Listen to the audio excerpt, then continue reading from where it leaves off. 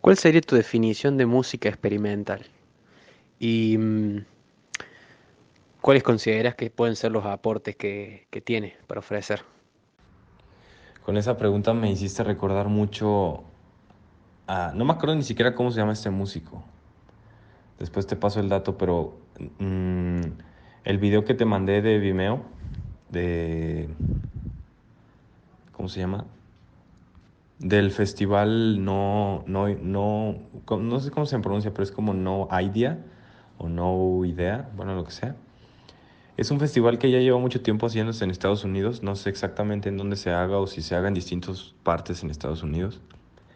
Pero me gusta, me gusta un chorro porque hay un montón de músicos que me parecen músicos geniales ahí. Muchos de esos músicos son músicos con prácticas más experimentales que otros y otros son, pero al final creo que todos los que asisten a ese festival, los que participan en el festival son músicos que tienen en común o comulgan pues con la idea de la improvisación libre, así se le llama. Que siento yo que tiene mucho que ver con la música experimental. Con esto de que hay un montón de vertientes y un montón de cosas sobre lo que es el noise, la música experimental, la improvisación libre, a mí a veces como que me gusta juntarlo porque, bueno, dejaría un poquito fuera el noise por muchas cuestiones, pero hay muchos músicos en ese festival, por ejemplo, que utilizan instrumentos convencionales y son alturas determinadas, o sea, hacen uso de su instrumento, pero no desde las técnicas extendidas, se le llama así a las técnicas no convencionales de utilizar algún instrumento o de hacer música, que prácticamente eso vendría a ser la definición de música experimental. Cuando tú experimentas con un instrumento, con un objeto, ya no digamos objeto, ahorita no nos metamos en esa cuestión, pero cuando experimentas con tu instrumento y lo preparas como lo hacía John Cage con la preparación o sea, con el piano preparado y todo esto, ya hay un montón de músicos que preparan sus instrumentos para que suenen diferente a como suenan convencionalmente. Y eso para mí, ese tipo de experimentación con el sonido que ya produce tu instrumento, pues ya ahí entra por completo en la cuestión experimental. Ahora, este, sin ahondar como un poquito más en ese aspecto, quisiera antes como mencionarlo de estas dos imágenes que te mandé, en donde este vato dice que en el contexto en el que él toca, siempre trata de saber, así dicen las imágenes, saber lo menos posible sobre la situación antes de involucrarse, de manera que todo esté completamente abierto. Hay un montón de músicos que siempre, o sea, sí tienen estas sesiones de experimentar antes de tocar o antes de subirse al escenario, vaya, por decirlo de alguna manera, ¿no? Entonces, hay muchos músicos que son como, ok, experimento con mi instrumento y una vez que ya defino ciertos sonidos o ciertas sonoridades, texturas y demás que quiero hacer con mi instrumento, ahora sí lo llevo al escenario, pero antes yo experimenté con el instrumento y ahora ya tengo la pieza, ni siquiera la pieza, ya tengo los sonidos que puedo hacer y conforme los demás vayan haciendo texturas, sonidos y demás, yo voy involucrando esos sonidos que yo ya tengo en mi repertorio, pero antes haber involucrado la cuestión de la experimentación. ¿Sí me doy a entender con esto? Entonces, a mí me encanta este tipo de músicos como este güey. Te digo que no sé cómo se llama, después te paso el dato. O bueno, si ves el video completo, ahí aparece su nombre cuando los están entrevistando. Pero me parece genial porque para mí la improvisación libre, o sea, va de la mano. Siento que para mí a la hora de estar en escena va muy de la mano, por sobre todo en la cuestión de la improvisación libre y la experimentación con instrumentos o objetos sonoros, toda esta cuestión de lo que salga está bien. Justo lo que estoy haciendo ahorita yo, cuando estoy hablando contigo, y eso también lo mencionan en el video y me encanta, es las personas cuando hablamos no tenemos un guión preparado.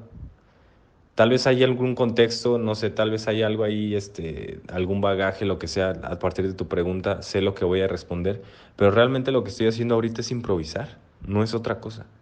Estoy improvisando y claro que el lenguaje que yo manejo es un lenguaje que ya manejo desde hace más de, o sea, tengo 30 años de vida, ¿sabes? O sea, ya vengo manejando ese lenguaje desde hace mucho tiempo, por lo que ya para mí es hasta cierto punto sencillo decir toda esta palabrería y todo esto que te estoy diciendo.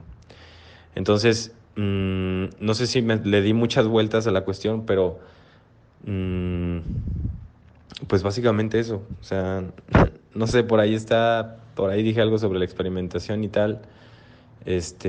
No sé si podría decir como alguna definición o algo así sobre música experimental. Creo que por ahí, si le encuentras, debería ser algo así como de una práctica no convencional.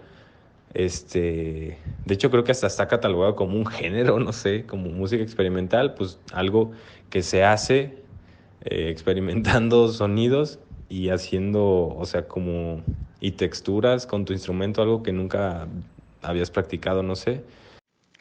Me pareció interesante lo que dice este músico en saber menos de lo posible sobre la situación. Yo no sé si en esos casos, en esos festivales, le ponen un montón de objetos al frente y la persona tiene que improvisar a ver qué hacer con ella, con esas cosas, digamos.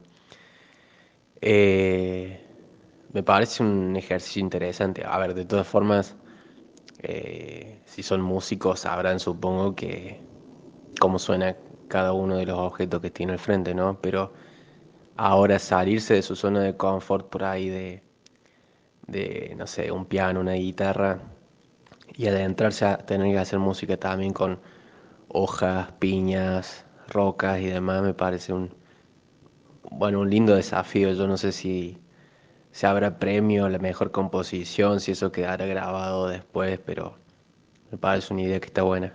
Que estaría bueno implementar también la filosofía esta bueno, que tiene este señor, de, de sumergirse en la composición improvisada.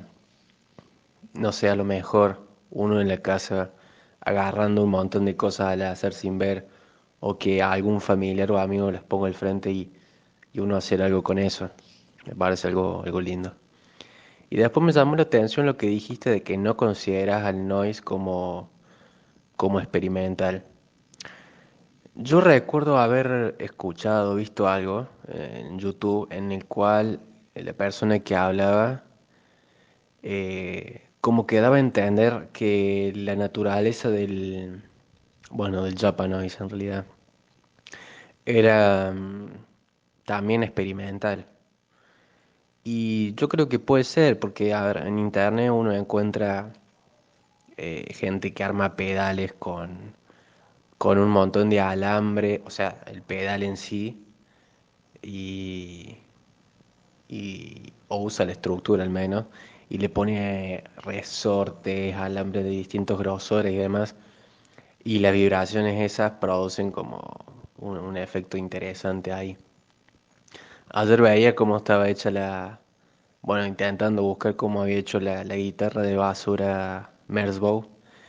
Y hubo un par que sostenían la idea de que era la caja de vibración con los resortes que la cruzan y por dentro tenía micrófonos de contacto. Entonces las vibraciones que se transmitían del resorte a la caja de metal eran los que hacían el sonido. Y bueno, supongo que después salía el cable del perfil ese que tiene blanco, el perfil rectangular, salen los cables y se conecta al amplificador. Y bueno, decidí que voy a probar a ver si funciona. Total, tengo hecho los dos micrófonos de contacto. Vamos a ver qué sale de eso. Entonces, bueno, plantearte esto, ¿por qué consideras que el noise no puede ser experimental? Y no sé si tengo una definición, o sea, yo voy construyendo las definiciones según lo que voy aprendiendo, vos ya lo sabes a eso. Pero hasta donde yo sé, eh, sí estoy de acuerdo con esto de que el resultado a lo mejor no importa tanto, sino el procedimiento, razón por la cual tuvimos tantas discusiones sobre, bueno, no discusiones, sino las conversaciones involucraban el movimiento eh, de expresionismo abstracto, en el cual la gestualidad era más importante que la obra terminada, a lo mejor. Entonces, volviéndolo a la música, lo veo muy parecido en ese sentido al menos. Y uno se da cuenta cómo la performance y hacer a lo mejor aparatos locos o Fluxus. Fluxus tenía performance muy interesantes también. Son cuestiones importantes a la hora de hacer música experimental. Pero creo que también se puede lograr un resultado interesante eh, sin ver el procedimiento. Así que, no sé, será de distintas formas también de abordarlo, supongo. No, bueno, yo hacía referencia a que justo en ese festival, yo me refería específicamente a ese festival, en donde la improvisación libre y la música experimental eran como, pues, lo top, digamos, ¿no? O sea, como lo máximo, no sé cómo decirlo. Porque el noise, o sea, hay hasta festivales solamente para noiseros, o sea, este festival en No Idea es como más para improvisadores libres, por así decirlo. Y no necesariamente, es que ese tema también está como curioso porque la mayoría de los que van a este festival son instrumentistas.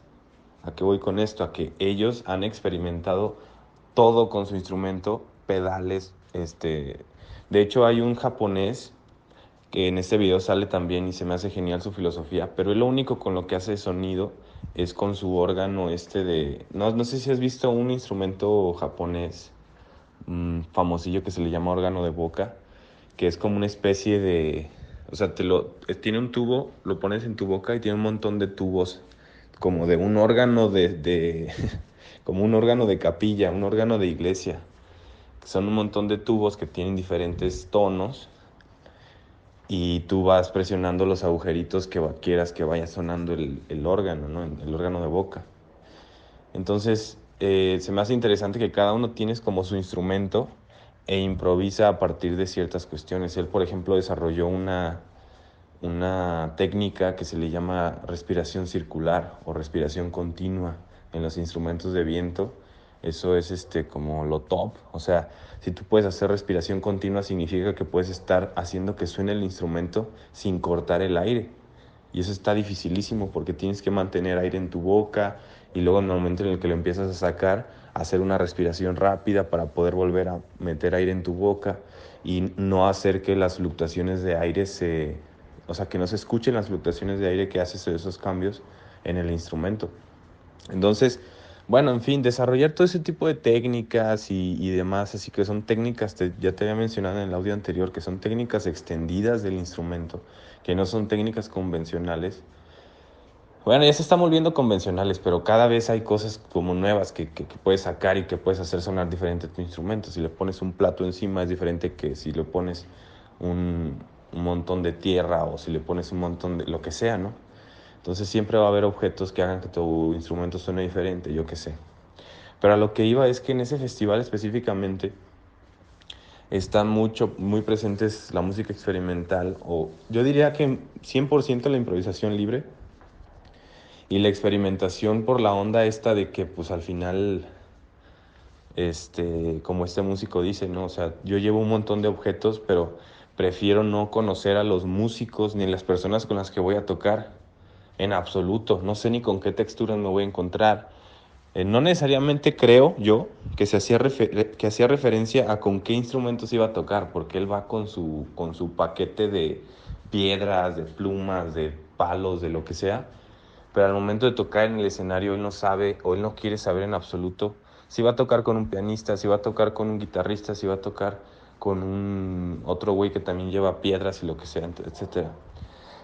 Y te digo que aquí entra como mi controversia un poco sobre lo que dije sobre que en ese festival yo no diría que entraba como la cuestión del noise, porque ese güey trabaja con un montón de objetos y de piedras y las raspa contra el suelo y hace ese tipo de sonoridades. Y desde mi punto de vista, también el noise tiene que ver, es que también puede que esto que dijiste del Japanoise y tal, pues definitivamente puede que en el Japanoise, no estoy muy enterado, la verdad. Ahí tú ya me sacarás un poco de duda sobre eso porque no he leído lo suficiente. Pero para mí el noise, este, pues no necesariamente tendría o no necesariamente tiene que ver, y que ahí es donde tengo justo yo la duda porque probablemente sí, tiene que ver con instrumentos únicamente electrónicos. Que pueda ser una guitarra o pedales o micrófonos de contacto o personas ahí gritando en un micrófono y distorsionar por completo la voz. O sea, yo no sé si solamente tenga que ver con eso, el noise, o si también tenga que ver con otros objetos no necesariamente amplificados. Esa es la cuestión. Entonces yo, por ejemplo, he hecho rolas que considero pues como noise en mi canal, que es como solamente los pedales o solamente con la puntita del conector del cable a la guitarra, del que te había mostrado y que me dijiste que habías hecho tú una para amplificador. Este, también para, no sé, hasta, no he hecho para voz, pero hasta para voz, pero a través del micrófono y distorsionar por completo las señales análogas de la voz, etcétera, ¿no? Entonces a lo que voy es, probablemente ahí hay como un huequito que yo tengo una laguna en donde no sé específicamente si lo que hace este vato con sus piedras y sus palos y demás entraría dentro del noise. Por eso estaba en duda, pero lo saqué del contexto de ese festival porque en ese festival pues van todos con sus instrumentos. La mayoría de personas que van con instrumentos de cualquier instrumento, pero siempre, siempre con la idea de improvisar libremente, no de tocar notitas, por así decirlo. O sea, sí y no. Es que no sé cómo decir esto, pero ya que veas el video, o sea, no sé si lo viste, pero el día que lo veas, estaría chido conversar sobre algunas de las cosas que hablan ellos, porque está súper interesante lo que plantean muchos de los músicos que van a ese festival. Me obligué a retomar el libro de Japanoise de Novak para corroborar sobre todo algunas fechas. Y yo te diría que sí estaría bueno empezar a diferenciar lo que es el Japanoise de, bueno, otros tipos de ruido, de generación de ruido, eh, como el propuesto por Russolo, porque las intencionalidades, las épocas, las realidades culturales y las motivaciones son diferentes. Eh, yo entiendo que, interpreto que cuando decimos música noise, en realidad nos estamos refiriendo al Japanoise, al ruido generado por cortocircuito entre pedales interconectados.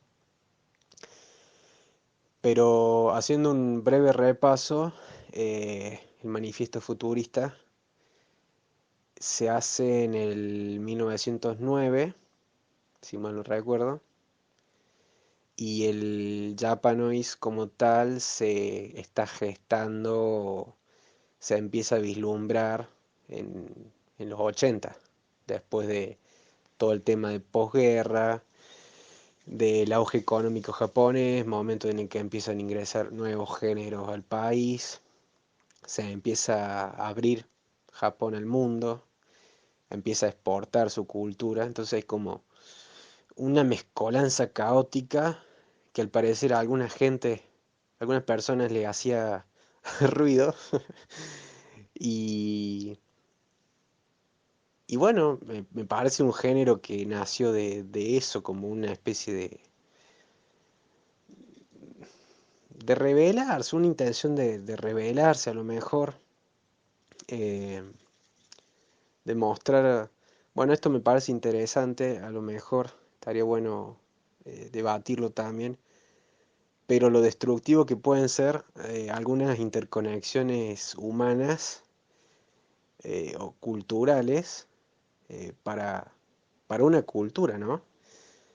Porque está esto de interconectar pedales para hacer cortocircuito y hacer ruido, o sea, un género destructivo, si se quiere. Eh, Entonces es como coherente en ese sentido a esa realidad de la época. En cambio, Russolo y los futuristas idolatraban a la máquina, eh, hablaban del hombre del futuro, de la música del futuro, y por eso, de acuerdo y coherentemente a esa filosofía, Russolo hizo máquinas para imitar eh, el sonido de autos, de motos, de trenes y hacer música con eso. Por eso también me parece la intencionalidad a la par de la realidad cultural de la época son cosas que hay que diferenciar. Pero entiendo tu punto realmente, o sea, eh, yo creo que a veces no nos detenemos a pensar que la generación de ruido, o sea, sí es ruido como tal, pero lo que llamamos ruido para mí es el Japanoise, digamos. Después, claro, el Japanoise fue exportándose también, llegó a Estados Unidos y a lo mejor, no sé, digo yo, los estadounidenses le sacaron la parte de Japa y quedó noise y es lo que usamos hasta el día de hoy. Y está muy interesante, no sé si lo has leído el libro de Novak, pero tiene mapas, que me parece una pasada, mapas de como el recorrido turístico de los clubes de noise.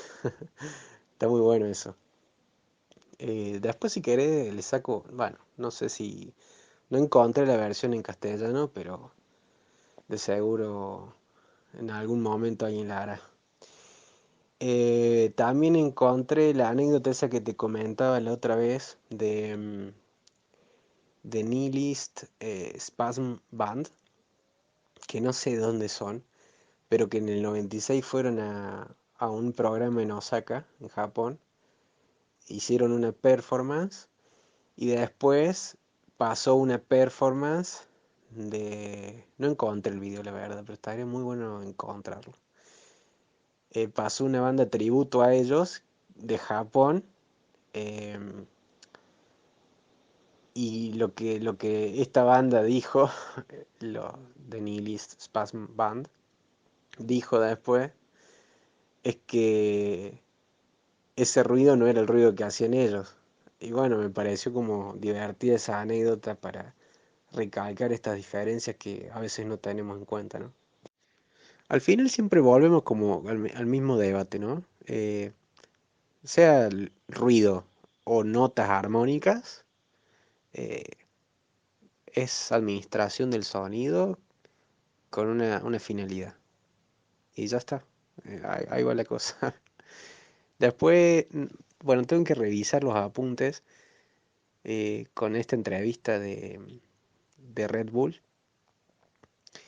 y ver a ver qué piensan los entrevistados sobre el origen del Japanoise. Porque la idea de que el noise haya surgido el Japanoise. Por ahí me voy a confundir, pero es la costumbre de decirle noise. El Japanoise haya aparecido como una mala interpretación, una interpretación muy personal de los japoneses de lo que es el rock and roll occidental, me parece una idea, te diría que hasta romántica, muy, muy dulce, muy, muy linda. Eh, con esto de jóvenes ya con más libertad, a lo mejor de movimiento en Japón y haciendo contactos culturales con una parte tan lejana del mundo en espacios reducidos y escuchando algo que les parecía ruidoso, que no entendían en comparación a la música tradicional que tienen, que es más tranquila, más relajada. Y viene esta gente con un montón de amplificadores, guitarra y empiezan a cantar medio gritando en el escenario. Y claro, o sea, es como, debe ser impactante. Y, y a mucha gente hoy en día, a muchas personas, cuando les muestro lo que hace Merzbow o Mazonas, Mazonas sobre todo, fruncen el ceño así como, ¿qué es esto, man? ¿De dónde salió? También está el tema de Fluxus, ¿no?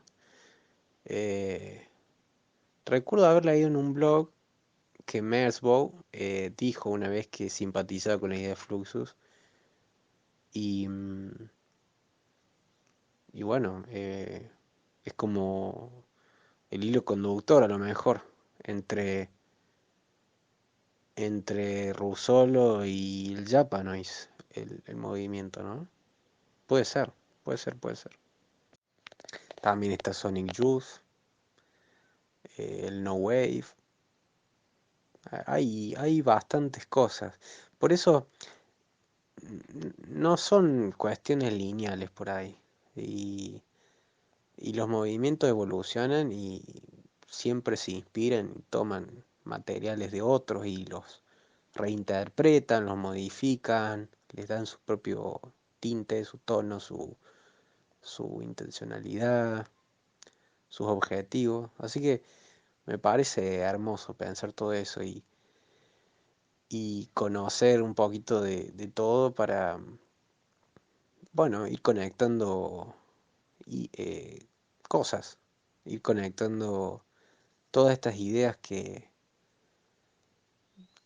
de alguna forma u otra son también conexiones entre culturas con el mundo, entre personas de distintos idiomas. Algo lindo que tiene la música es que no necesitas hablar para decir cosas muchas veces y te lo entiende cualquier persona. Igual y comentas algunas cosas, en los siguientes audios sobre esto que voy a decir, no sé. Pero terminando de escuchar ahí tu primer audio del de 5 minutos, como que me vinieron muchas cosas a la cabeza. Sobre lo último que dijiste de la anécdota del Nihilist, no sé qué, y de los güeyes que hicieron el performance y que luego Nihilist, la banda esa, me dijiste que en realidad no era el ruido que ellos hacían. Se me hace muy curioso porque fíjate que llegó un momento en la universidad cuando ya se comenzaba, o sea, yo comenzaba a ir más a festivales de ruido y todo eso, ahí en Zacatecas, el Festival Ramificaciones, en Aguascalientes el Festival Punto Ciego y otros, yo llegué a platicar con personas y se me hacía muy curioso esto porque como que no se quejaban de, de los puristas de la música clásica como tal, no era una queja. Pero al final siempre parecía una especie de queja, una especie de, pues no de rencorcillo, pero como que ciertas rencillas ahí, ciertas asperezas que se notan cuando se habla de que los músicos o sea, como la música clásica y el adoctrinamiento de tantos años y como que luego los que son medio noiseros hablan de ese adoctrinamiento y de que todo tiene que estar etiquetado y de que todo tiene que ser así súper pulcro y demás. Y llega un momento en el que esta vertiente de la música más experimental y de toda esta mezcla de cosas de arte sonoro, noise y un montón de cosas más, empiezan a ser, obviamente, pues es normal, ¿no? Es normal, es inherente al ser humano, querer encasillar su género, o sea, como decir, hay cosas que están fuera de esto y cosas que están dentro de esto, como lo que tú dices, ¿no? Que dijeron ellos, como de que no, es que este no es el ruido que nosotros hacemos. El ruido que nosotros hacemos es más de cierta manera. Entonces ahí ya empieza a haber como cierto purismo también, este, un discurso más purista por parte de los que se quejaban de esa contraparte del purismo de la música clásica. No sé si me doy a entender, lo estoy diciendo muy, como que te estoy haciendo mucho bolas, pero me da un poco risa eso porque de repente parece eso y a mí esto me hace hasta muy chistoso porque entiendo esta parte de querer encasillar todo. Claramente tiene que suceder. Cuando tú vas a subir videos a YouTube, no le puedes poner abajo en la descripción o algo así como, o los hashtags, no puedes poner si estás tocando cierto tipo de música, que es, no sé, por ejemplo, noise. No sé, yo de repente ponía Japa Noise, arte sonoro, música experimental. Y puede llegar un güey que me diga, ¿por qué pusiste el hashtag de música experimental? Si eso no es música experimental, eso es noise, y es no sé qué, y no es arte sonoro, porque el arte sonoro es más de las artes plásticas y no sé qué. Y como que eso a mí me empieza también como medio a frustrar porque digo, o sea, entiendo, pero al mismo tiempo, pues se me hace un discurso pues como muy cerrado, ¿sabes? Y en teoría, no digo que este tipo de, o sea, esta gente que toca como noise y demás, no digo que se jacten de ser super open mind y abiertos, porque al final de cuentas, pues también se pretende que sea un género que sea conocido, que tenga auge, yo qué sé. Pues sí, estoy de acuerdo con la visión que tenía Rusolo y la visión que comenzaron con los que en Japón de hacer el Japanoise. Para empezar, son prácticamente casi, pues no diría casi 100, pero son un montón de años de pues sí, un montón de años sí, o sea, son épocas culturales totalmente distintas y deja tu épocas culturales. Esas, las zonas también con un desarrollo cultural totalmente distinto. Entonces, pues claramente tenían tal vez visiones distintas. No dudo, y eso también está como curioso, no dudo que el Japanoise conociera el bagaje de Luigi Russolo y el movimiento futurista y etcétera, ¿no? O sea, al final, este, no creo que estén totalmente fuera de esos conceptos y de alguna manera, pues se impregna, pues lo que hacen los de Japanoise, se impregnan por completo bueno, no por completo, pero cierta parte de lo que, de las teorías y de los discursos que se hicieron ahí por 1913, 1910, con el futurismo y el arte de los ruidos de Luigi Russolo. O sea, yo no creo que no supieran de eso. Ahora, me parece pues como curioso lo que mencionas porque al final de cuentas siento que ese punto o ese vínculo al final de cuentas como que puede ser muy mínimo, o sea, cada uno en su propio, tiene su propio discurso enfocado a ciertas cosas, pero como que lo que de cierta manera conecta tanto el Japanoise como el arte de los ruidos y lo que hizo Luis Russolo es como la manera de escuchar, o sea, cambia por completo la manera en la que se percibe el sonido ya, o sea, la música, digamos, no sé. Pero al final de cuentas, estos adjetivos de estruendoso, ruido, un poco hasta grotesco, no sé, grotesco no sé qué palabra utilizar como para el oído, me suena más como estruendoso, un poquito, estridente, estaba pensando en la palabra que, que me resonara más. Y creo que esos adjetivos para hacer ese tipo de sonidos son los que influyen demasiado en ambos, supongo yo.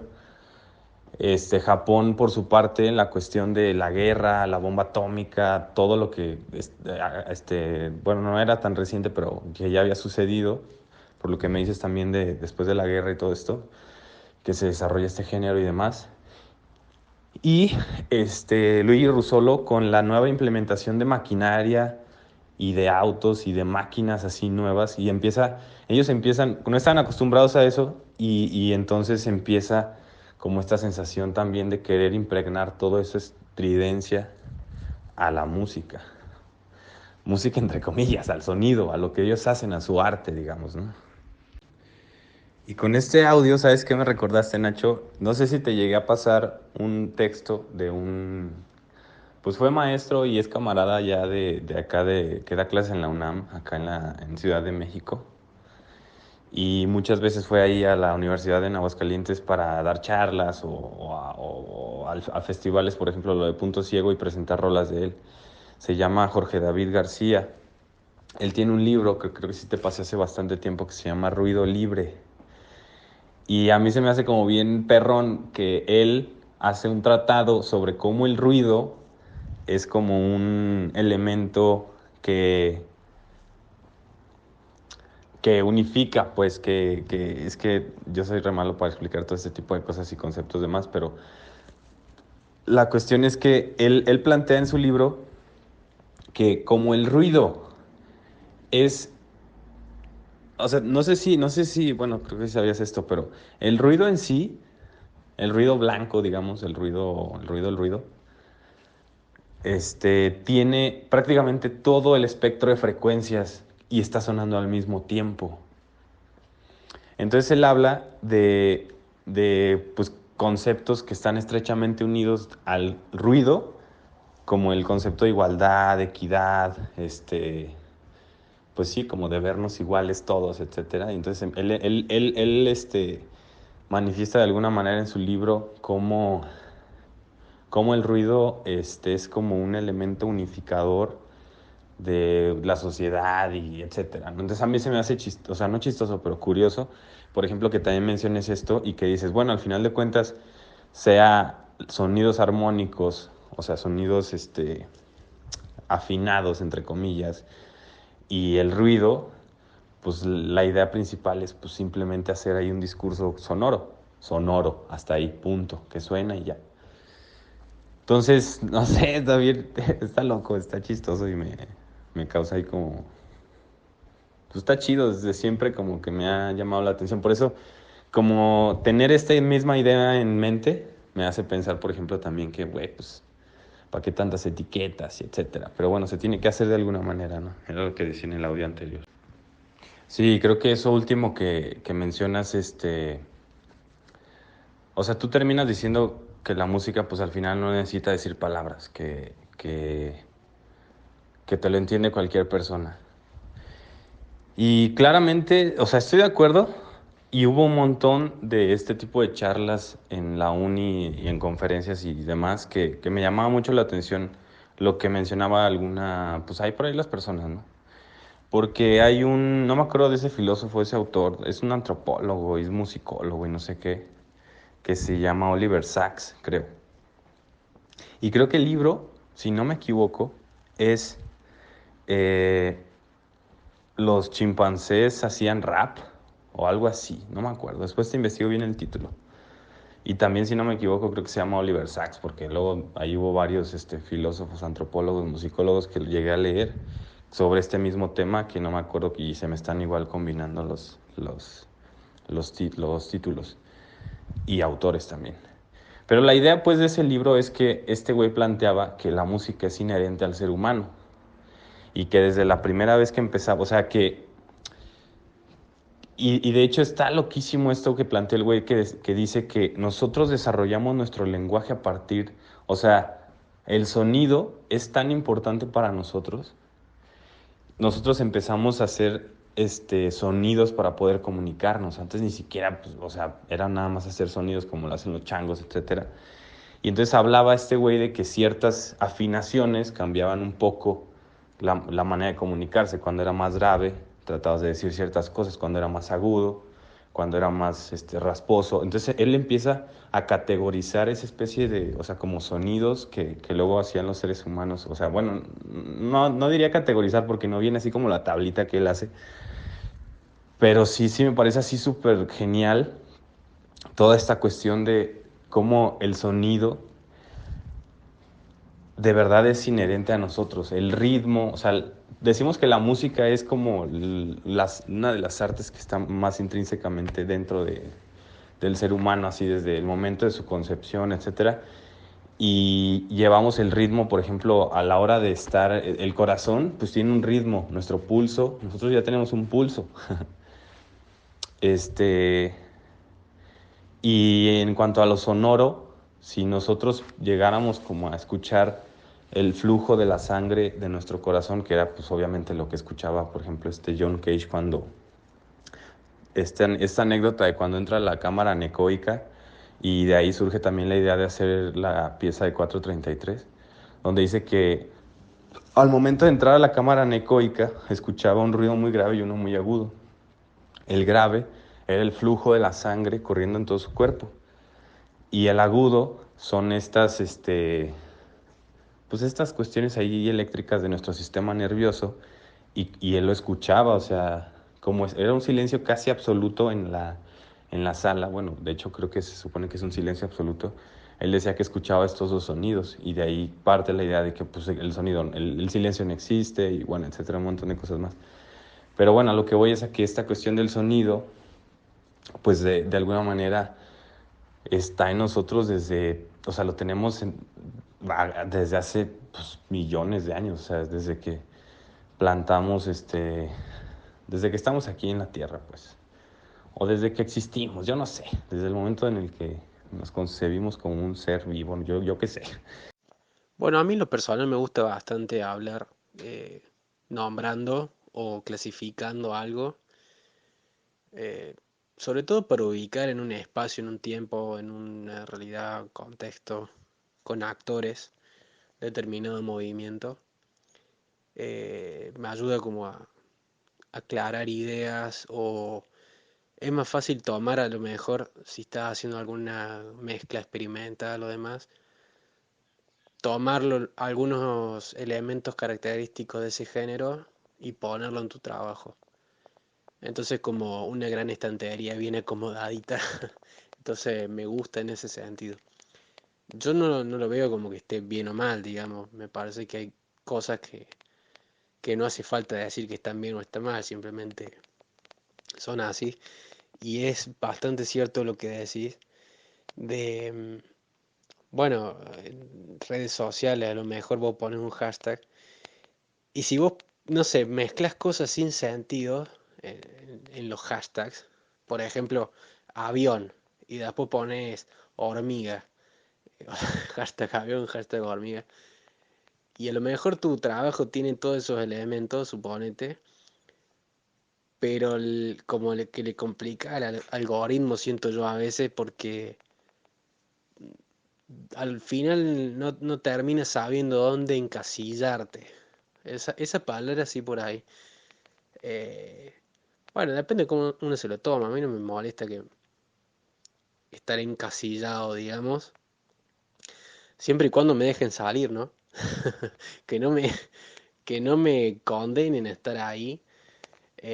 Sí, a lo mejor, bueno, uno está un tiempo más en un género, después más en otro, más en otro, más en otro.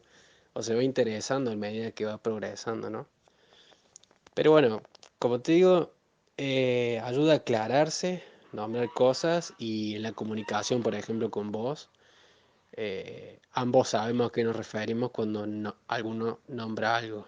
Entonces, no sé, me parece una cosa ordenadora que ayuda mucho, sobre todo en los trabajos.